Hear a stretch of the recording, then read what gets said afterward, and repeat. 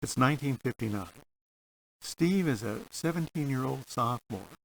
He's gotten a ride home from two older guys, members of his club. They're chugging along in an old Chrysler down California Avenue through Signal Hill, not all condos and Home Depots like now, through creaking oil wells and industrial wasteland. He realizes these two guys are Nazis, white supremacists. One has an iron cross hanging from the rearview mirror. One has a Confederate flag sewn inside his jacket. Their names are Whitey and Lon. They want to talk to Steve about who he hangs around with, especially Steve's best friend. His best friend is a fast-talking wise-ass named Jack, who is also Hispanic. I want you to hear just a part of this conversation in that old 41 Chrysler smelling of Southern comfort and old upholstery, past the creaking oil wells with the two white supremacists sitting in the seat ahead of us. The first of them, Whitey, says, over his shoulder, "We want to talk to you about the meeting with that sleazy Wilson sorority, the one that's so-called open to everybody." "What about it?" says Steve. It's not too late to cancel if a bunch of us stand up to President Timmy," said Whitey. "Well, it seems like most of the guys want to have it," I said. The fact was I was looking forward to our joint meeting. All Whitey had done was to stoke my curiosity about the girls in that sorority. Whitey scoffed. "You seem to be open to relations with that kind of people." "What kind of people?" I tensed up, sensing immediately where this was going. "People whose skin is a different color than ours. Have to spell it out? Nigers. I hated that word, even misspelled, and wanted to bail from the car as soon as possible. I don't know what you're talking about," I said, feeling queasy. I placed my fingers on the rear door handle, but we were going too fast. I thought that they had asked me to ride with them so they could complain about my palling around with Jack, not to have a KKK meeting. "Oh, that guy you hang with, he's one of them." My queasiness got worse. "You mean Jack? He's not a Negro." This was true, even though Jack seemed to like a lot of the styles of black people, like that pale blue Little Richard jacket with spangles on it he'd admired in a store window. "Same thing," Whitey said over his shoulder.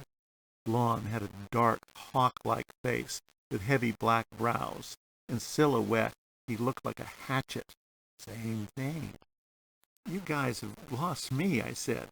"According to my dad, there's only two kinds of people," said Whitey. "White people and mud people." Mud people. I'd heard an old man at the Spit and Argue Club on Rainbow Pier say mud people, something about Cain in the Old Testament. "Mud people," Whitey elucidated, waving his thick fingers over the steering wheel, "are all the niggers in the world. They come in different colors of mud. There's black mud niggers," said Lon helpfully, counting on his own fingers. "Yellow mud niggers and red mud niggers. That's Indians. There's even white niggers," said Whitey. White niggers? That was a really new one on me. White niggers, like gypsies and carnies, like I tried to warn you guys about. In addition to my queasiness, my mouth had gone dry. I felt fear and disbelief. On the seat ahead of me were two Nazi rednecks, spinning this poisonous fairy tale about mud people. They had no doubt learned it as children on the knee of adults more ignorant and dangerous than themselves. So you figure that Jack is a what?" I asked Whitey. "Oh, he's a Mexican.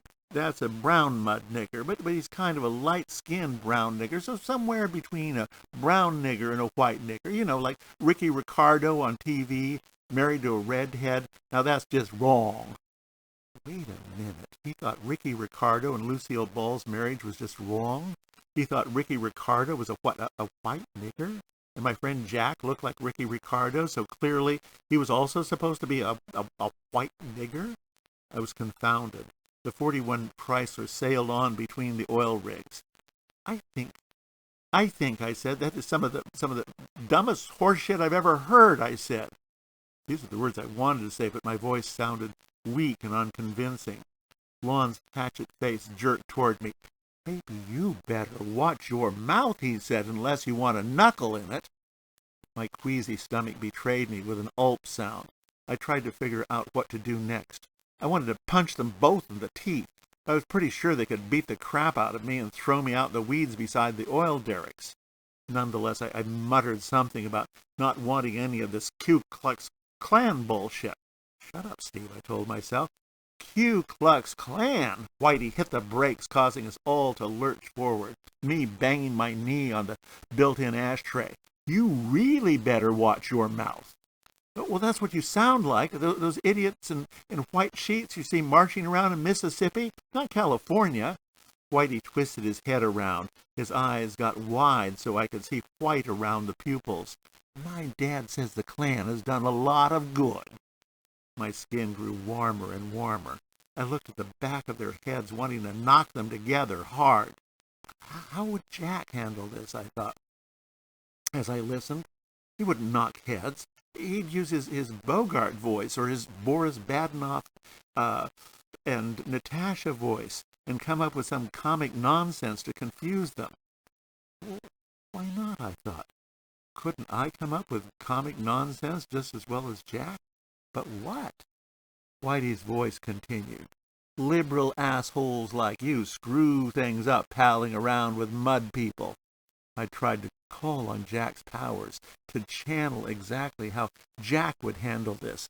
His sham-spade Bogart voice, his Boris and Natasha looking for moose and squirrel. But I couldn't think of a way to use any of them as a weapon, and that's what I needed, a weapon. Then it came to me as if in a vision, an idea so insanely stupid that it might get me killed. I ran it through my mind as I stared at Whitey from the back. I watched his neck muscles working like steel cords as he ranted about mud people. Could he be dumb enough for my idea to work? I drew a breath and said the one sentence my plan called for, bravely trying to give them a Jack-like grin as I spoke. Then all hell broke loose. What? Both of them shouted. The wheel slipped beneath Whitey's fingers. The car jerked and swerved. Whitey almost lost control. Watch out, cried Lon. Whitey had to fight to keep from catapulting the Chrysler into an oil-soaked ditch. Did you hear what that crazy son of a bitch said? He gripped the wheel as firmly as he could, but still the car zigzagged down the hill at California near 29th. Say that again, Taylor. I dare you, Whitey screamed. It was as though I'd hit him on the back of the skull with a ball-peen hammer. I said it again. No, cried Lon, covering his ears. It's true, I said. I thought you were smart enough to figure it out. No, said Whitey, never.